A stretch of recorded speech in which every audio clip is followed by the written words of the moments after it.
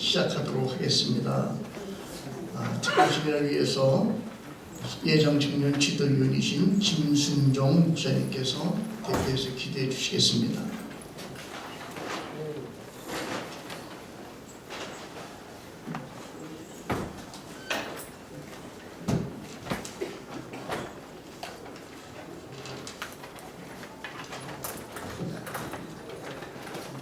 하늘이 열리는 날이 개천절이며 창세기라면 나라를 되찾고 다시 빛을 찾은 날은 광복절이며 출애굽입니다.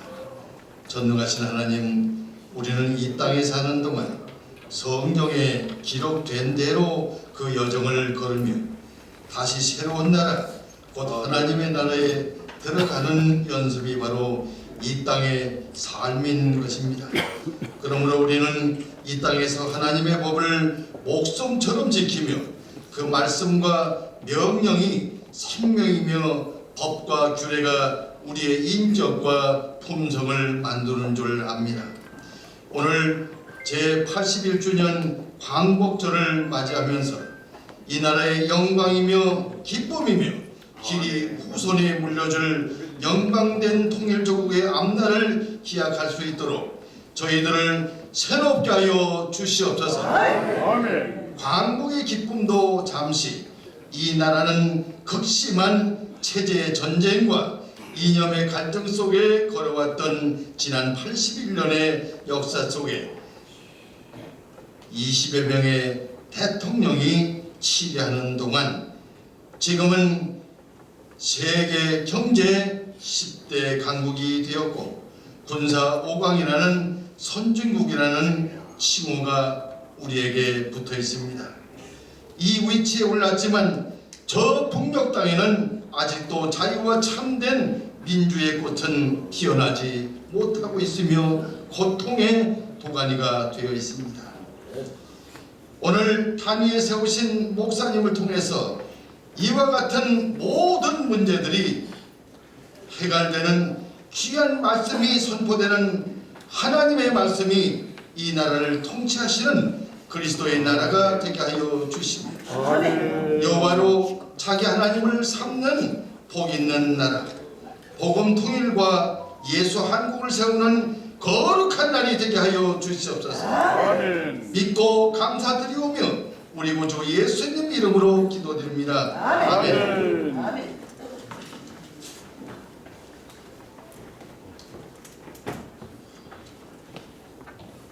한국복음운동본부 대표 총재이신 피종진 목사님을 강사로 모시고 한국교회를 찾자라는 세미나를 인도해 주실 때 나오실 때 우리 함께 할렐루야로 환영해 주시기 바랍니다. 목사님 나오시겠습니다.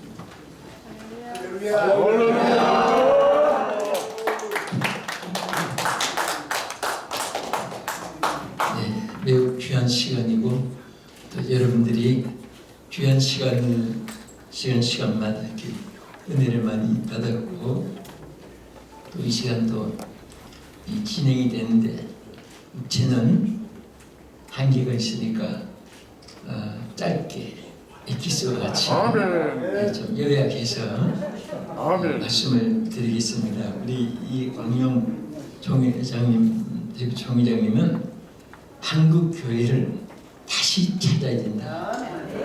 한국 교회를 다시 살려야 된다. 이제 그 불타는 신념으로 저한테 또 마음을 뜻을 전달해 주시기로 했었습니다. 그래서 요한계시록은 여러분 아다시피 이 말세의 복음입니다. 이 말세는 어떤 유엔이나 이런 국가 조직을 통해 역사하는 것이 아니라 교회를 중심으로 역사하는 사실을 여러분 잘 알고 있습니다. 그런데 이 교회가 한국 교회는 전 세계 교회를 상징하고 또 하나님 운영하시는 것도 무슨 백악관이나 청와대나 일본 왕실이나 이런 데서 중심으로 역사하는 것이 아니라 하나님의 촛대를 교회 중심으로 세워가지고 이 국가 흥망성쇠가 좌우되는 이런 하나님의 운행하심을 여러분도 저도 잘 알고 있습니다. 그런데 계시록에 보면은 세 가지 교회가 구분됩니다.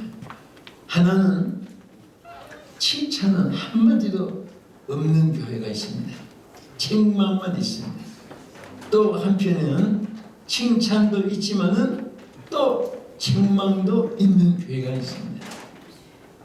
가장 귀한 것은 여러분 책망은 한마디도 없고 칭찬만 있는 그런 교회를 우리가 볼 수 있고 그 중에도 대표가 빌라델비아 교회입니다.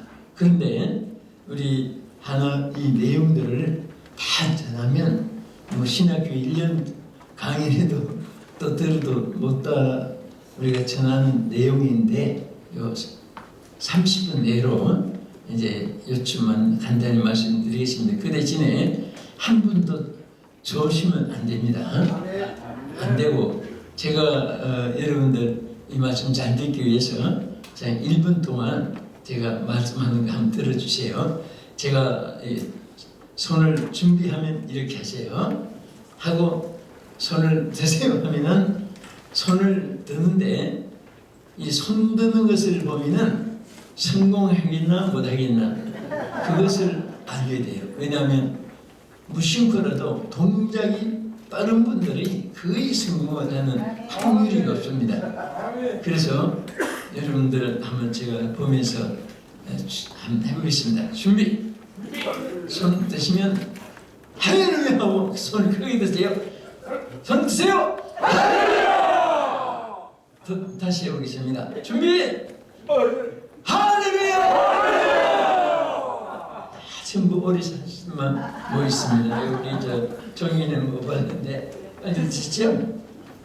이 보면 두 가지를 저는 항상 파악을 합니다. 첫째는 동작 빠른 분들은 거의 성공하는 확률이 높고 두 번째는 살았다는 증거입니다. 이게 마무리 천안 공원묘원 뭐 가서 무덤 있는 데 가서 하루 종일 목이 터지도록 손들으라고 해도 송장이 뻘떡 일어난 송장이 하나도 없습니다.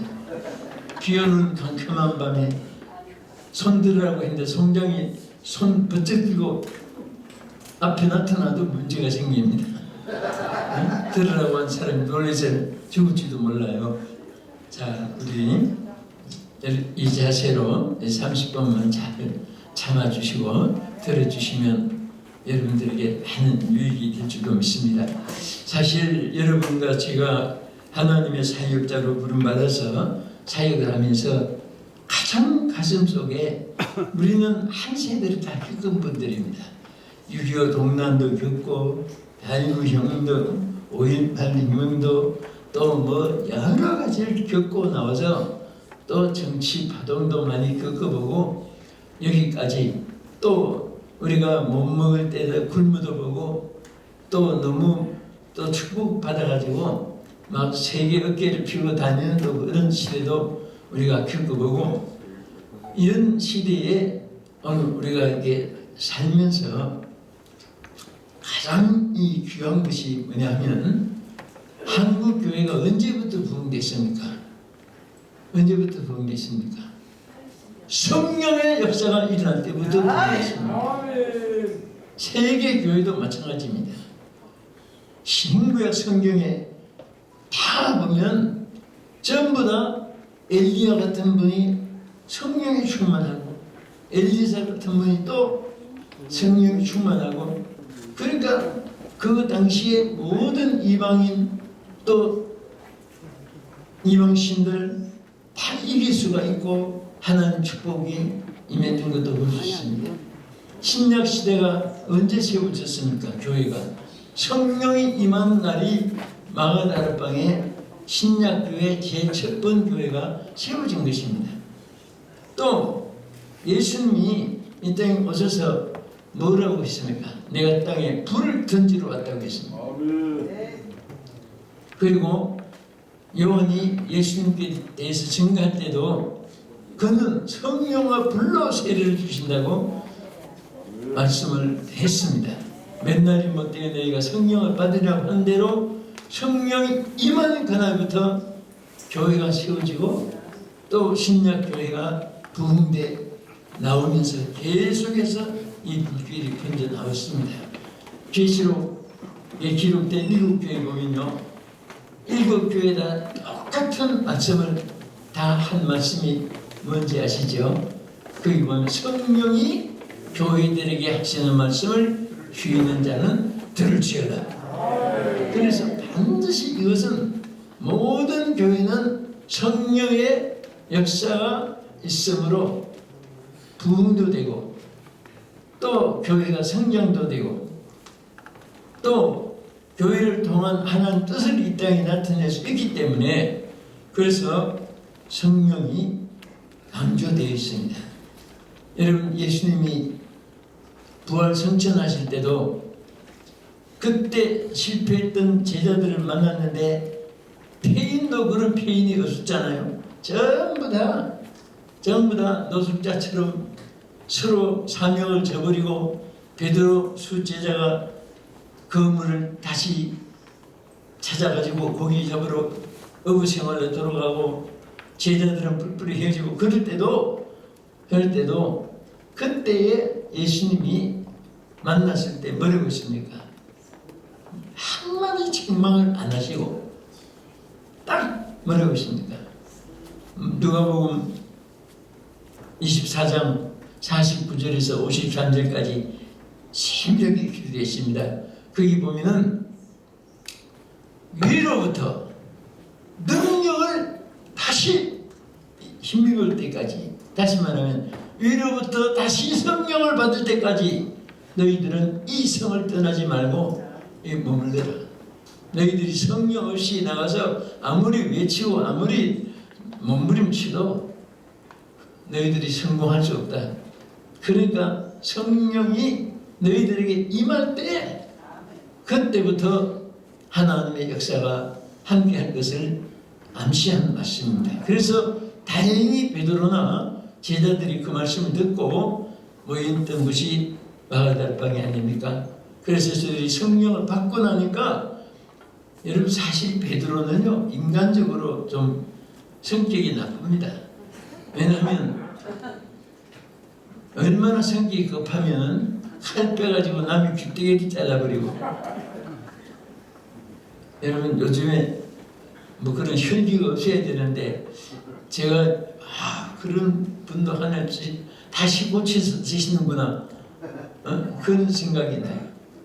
그래서 예수님이 다행히 떨어진 귀를 다시 치유해 주셔서 온전하게 해 주셔서 다행이었지, 그거 귀 없어가지고 평생을 따라다니면서 내 귀 이렇게 살려달라고 얼마나 시끄럽게 문제를 일으키겠습니까?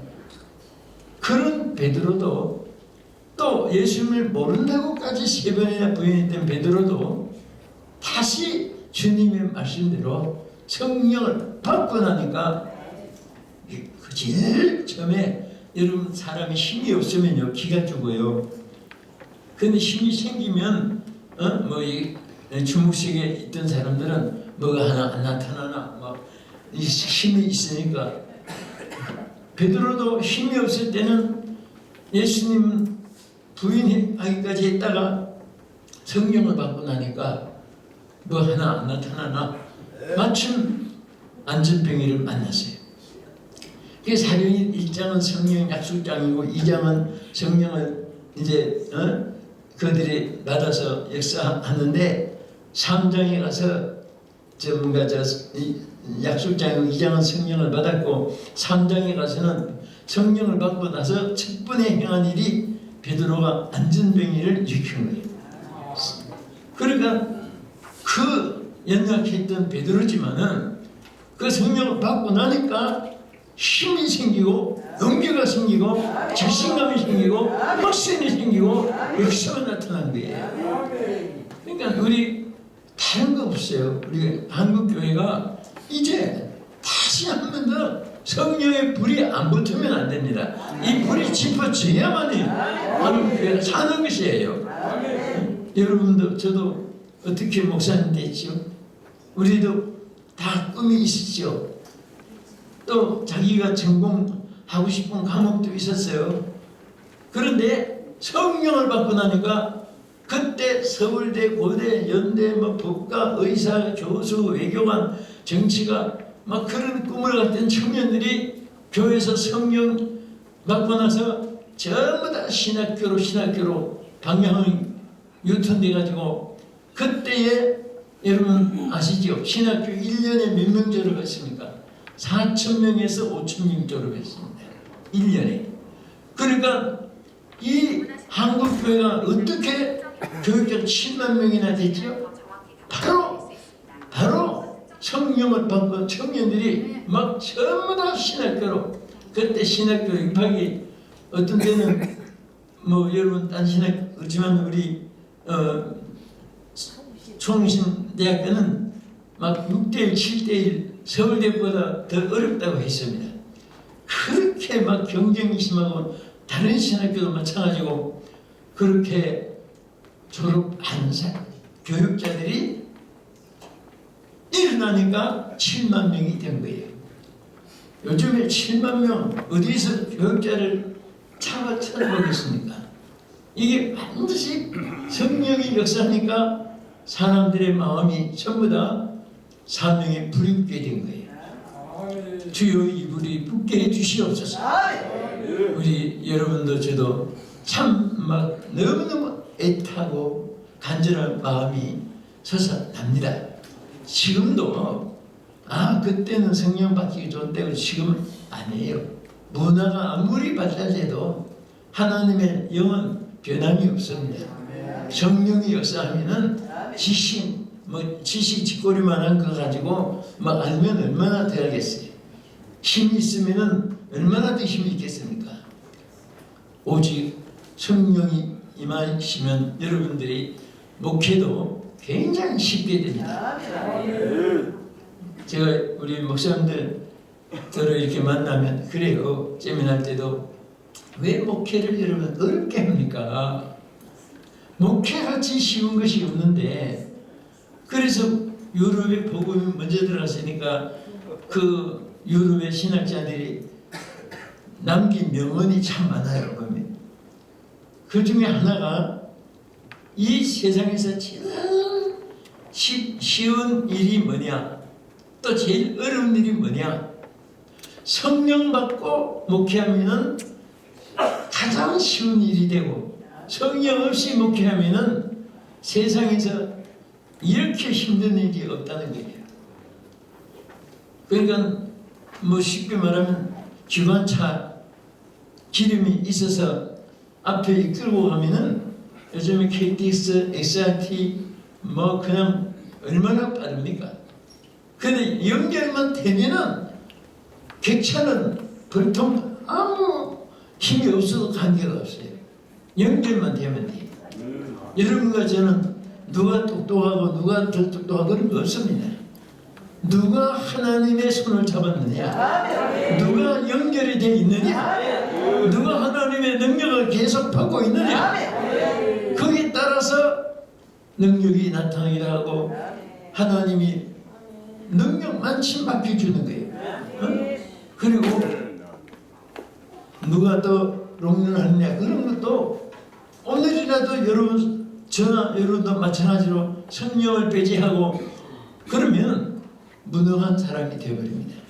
그러나 우리 그래서 매일처럼 우리가 성령을 구하고 성령이여 오소서 임하소서 기도하고 또 그 성령의 감동이 사라지지 않기 위해서 여러분들이 항상 묵상하고 그 속에서 모든 것이 얼마나 쉬운지 제가 하면 어떤 목회자가 목사님 많은 목회가 교인들이 힘든다고 해요. 그래서 왜 힘드냐 했더니 교인들이 말을 들으면 주야지요. 하자면 하지 말자 하는 청기우리들이 많고 또 어디 가자 하면 아멘 하고 순종하는 게 아니라 막 염소 떼거리 같이 뜨받긴 하고 전부 상처투성이고 그래서 목사님 그러면 내가 시킨 대로 한번 해보세요. 목사님 시간 좀 내가지고 산에 가서 은사 좀 구하세요.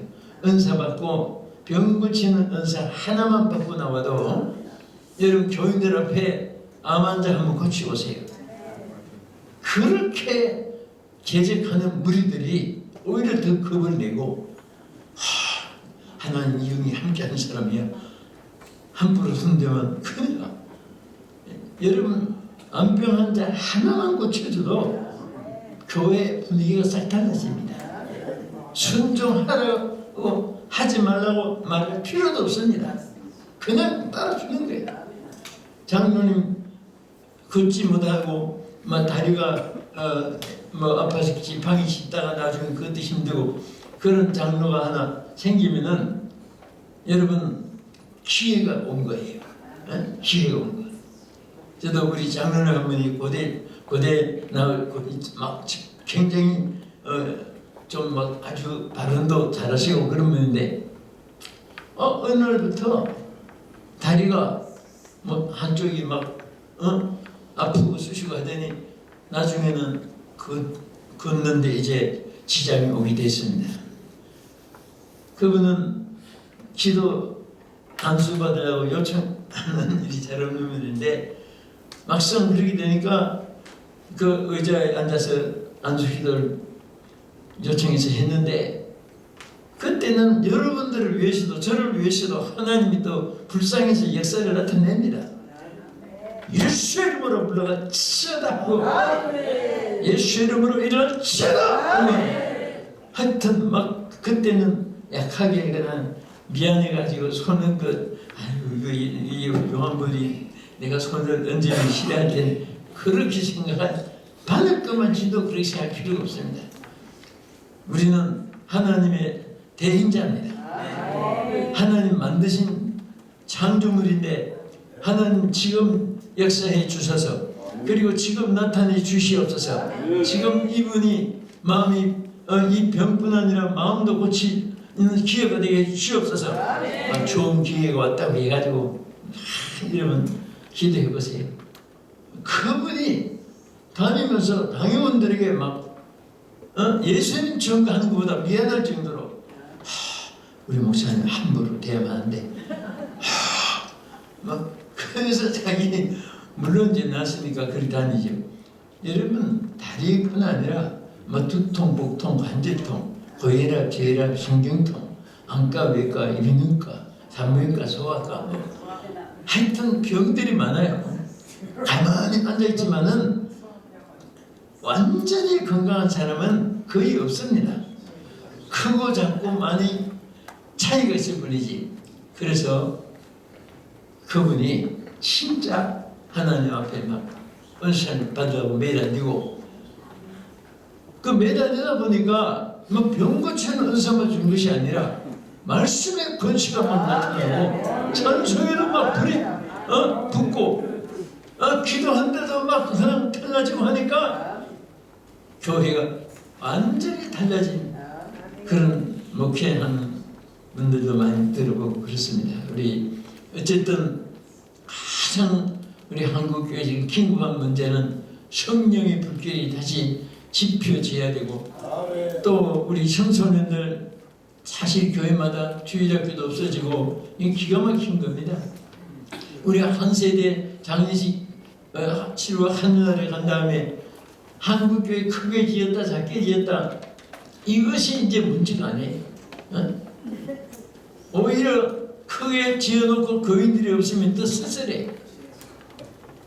그냥 한 10평 되는 자리에다가 한 20명만 앉아도 많아 보여요.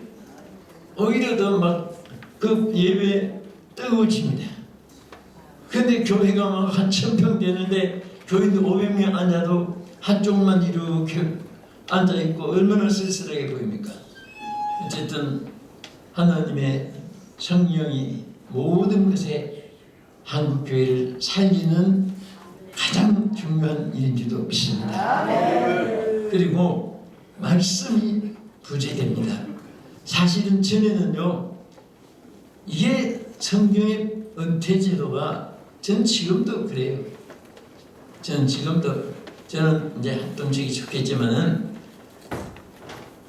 성경에 없는 것인데 그건 나는 어떤 분은 방문 와서 저한테 지금도 하십니까 물어봐요.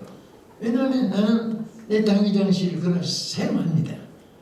그리고 총회에서 정해졌으니까 총회부터 따라야 되죠. 또 교회부터 따라야 되고 더 앞서서 성경법을 따라야 되고 잘 은혜롭게 이렇게 모든 것이 하모니로 이루어져야 됩니다. 그래서 하는데 여러분 은퇴제도 교단에 이렇게 지병을 해도 왜 당회장 쓰시는 그 자리에 꼭 앉아있겠냐? 나 그게 이해가 안 가는 거예요. 일평생 목회하시고 교회 세워가지고 목회하시는데 그 자리에 목사 돌아갔을 때까지 거기서 기도만 해줘도 교회에 막 천만구보다 귀하고 얼마나 기도 한마디가 구간이 명반이라고 정말 교회 우리도 그래요. 후임자를 혼자 다 감당 못하는 거 본인이 길에서 장로님을 세운 것도 아니고 그 다 그래도 자기도 나이도 많고 그런 이제 장로님들이잖아요. 그런데 원로 목사님이 항상 곁에 있으면 다 그게 뭐 어렵지 않습니다. 뭐든지 막아주고 잘 이렇게 분위기 조성해주고 한데 그 목사님은 그냥 거기 사무실에 쓰시고 그대로 만들어주면 되잖아요.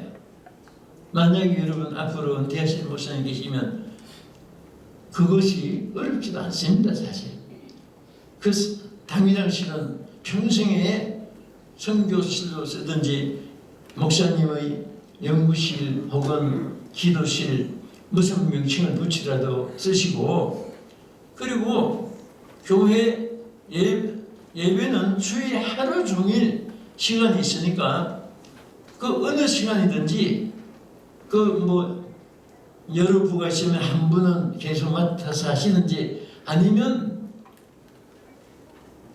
딴 시간 하나 만들어 가지고 저는 그 시간에 빠진 분들 특별히 전도하는 분들 예배 드리겠다 하면서 그렇게 예배 드리면요 반드시 부흥됩니다.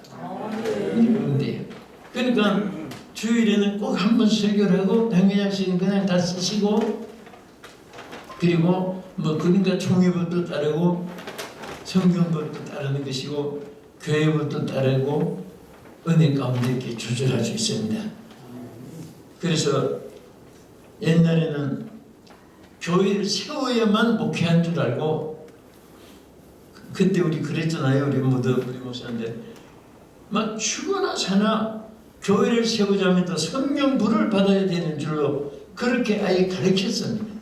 성령불을 받지 않으면 교회를 세울 수 없다. 그러니까 막 전부 청년들이 신학교에서도 얼마나 금식하고 기도하고 했습니까? 신학교 안에 막 기도 함성 소리가 떠나지 않고 제아플 시간에도 막 그냥 부르짖고 울부짖고 왜 성령을 받아야 개척을 할 수 있기 때문에. 그리고 여름만 되면 겨울만 되면 막 방학 때 학생들 데리고 산에 가서 기도하고 그래서 여러분 그때에 7만 교육자들이 한 분도 교회 막 그렇게 뭐 본인이 문제가 없으면 실패한 사람은 없습니다. 그래서 5만 교회가 세워진 겁니다. 그분들이 성령 충만하니까 다 교회들이 잘 된 거예요. 우리 지금 한국교회 어디 갑자기 하늘이 뚝 떨어졌습니까? 아니거든요. 정말 눈물로 기도하고 막 그냥 지금은 뭐 빌딩이라도 재를 얻어서 잘 꾸미면 신북방같이 새로 건축한 교회같이 꾸밀 수도 있지만은 옛날에 그런 것이 어디 있습니까? 그 돈 없으니까 비 오는 막 하는 집 하나 헌집 같은 거 방 하나 막 이런 데서 전부 다 거의 시작했지요. 그리고 돈 있는 사람이 없잖아요. 가난하고 헐고 그래도 막 하나님이 역사하니까 교회마다 다 성장했는데 시대를 잘 만나서 그렇다고 절대 그 관념은 버려야 돼. 지금도 얼마든지 될 수 있고 앞으로도 될 수가 있습니다. 할 수 있습니다. 여러분 교인들도 와주기를 바라는 그런 이제 목표보다도 때로는 우리가 찾아가야 돼요.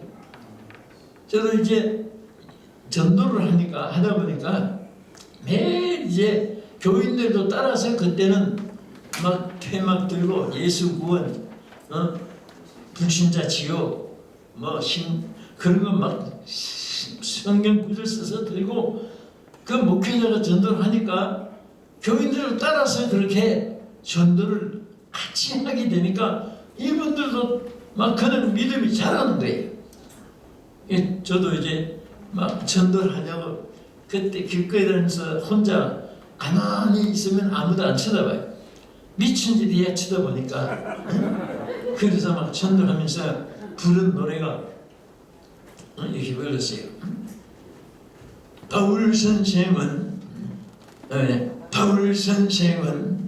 빌립보에서 전도를 하다가 점치는 귀신 들린 요정을 고쳐주었대요. 막 이러니까 뭔가 하고 막 사람들이 쳐다보는 거예요. 쳐다보고 아이들이 또 따라서 해요. 배워가지고. 그러면서 그때 아이들이 지금 교회 충직이 된 그런 분도 있고 하여튼 뭔가 막 우리는 달인이라는 말이 있잖아요. 한 가지 전문하면 달인이 돼. 우리 목회가 전문이잖아요. 저는 미쳐야 돼요. 바울도 미치다 소리 들었거든요. 귀신에게 미치는 것이 아니라 하나님 복음을 위해서 미쳐야 돼.